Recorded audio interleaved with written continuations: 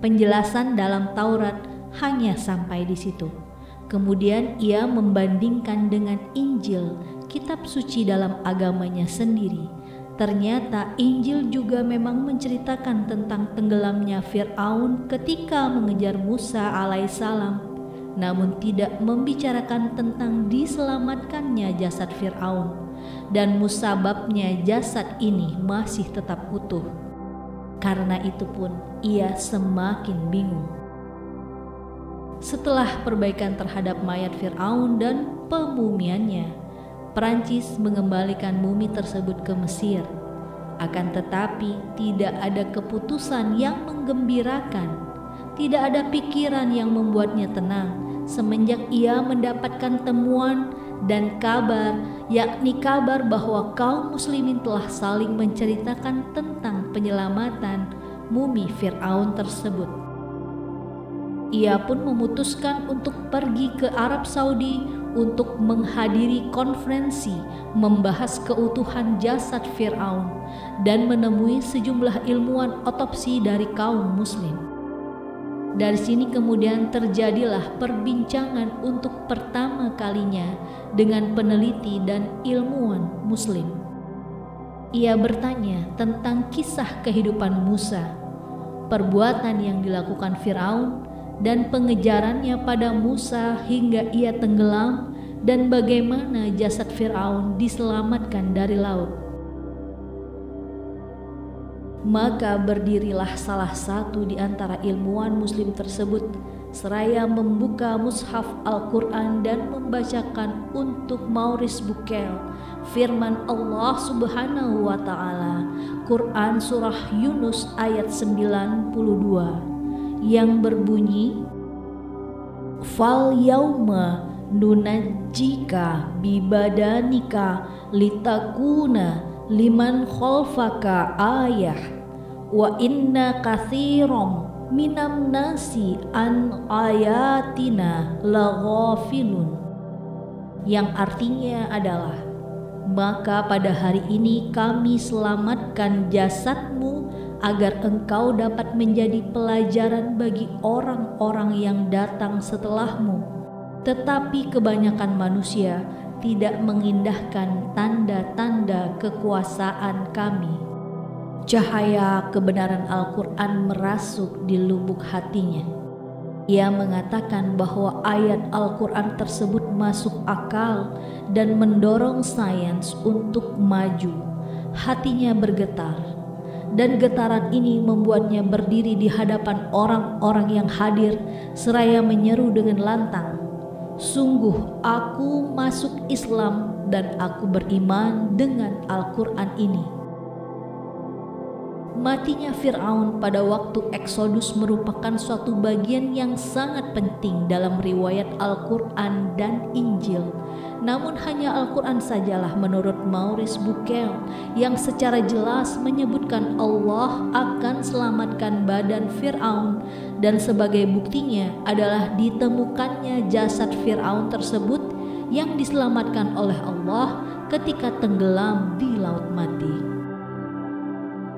Maurice Bucaille pun kembali ke Prancis dengan wajah baru, berbeda dengan wajah pada saat ia pergi dulu.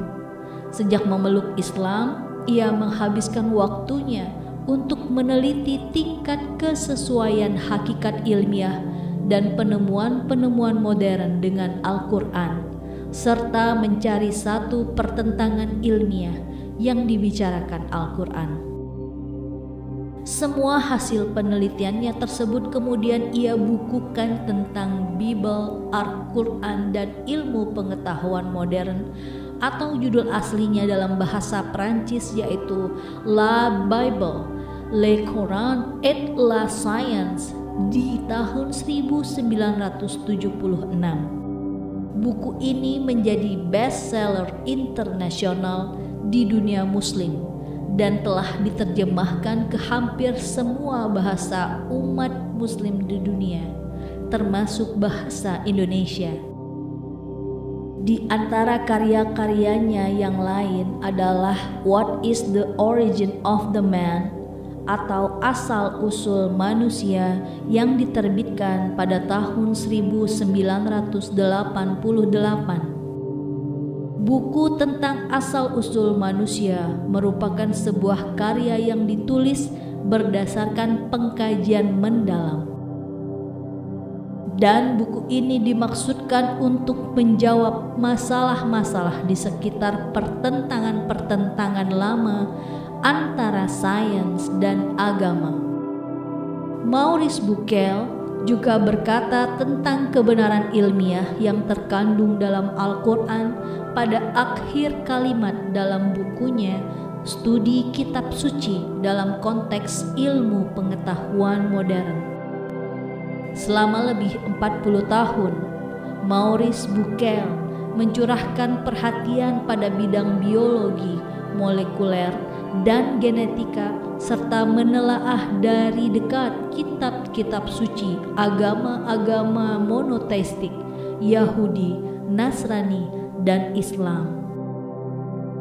Dengan melihat kepada tingkatan pengetahuan di masa Nabi Muhammad SAW,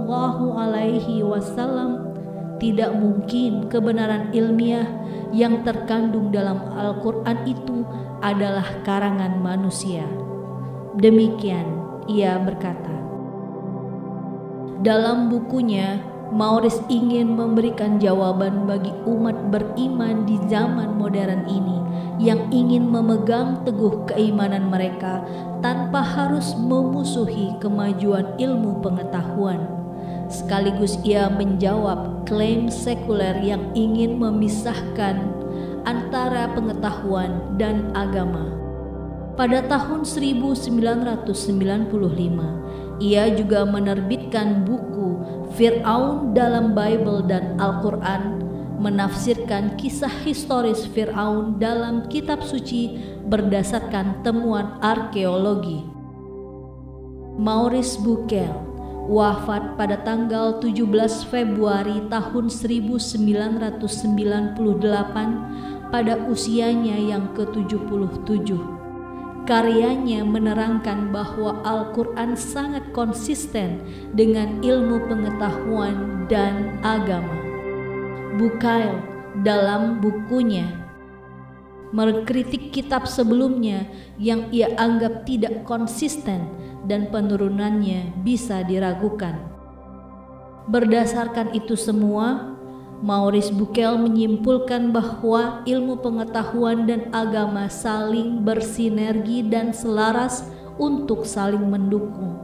Terbukti dari pengkajiannya, Bucaille menyatakan bahwa Al-Quran berbeda dengan kitab-kitab suci lainnya.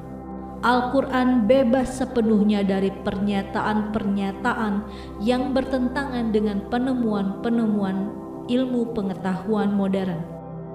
Hal itu sekaligus membuktikan bahwa kata per kata dalam Al-Quran sepenuhnya merupakan wahyu dari Tuhan semesta alam yang jauh dari berbagai kesalahan manusiawi yang bisa ditemukan pada kitab suci lainnya yang merupakan penulisan kembali oleh orang lain. Sekian ceritaku. Wassalamualaikum warahmatullahi wabarakatuh.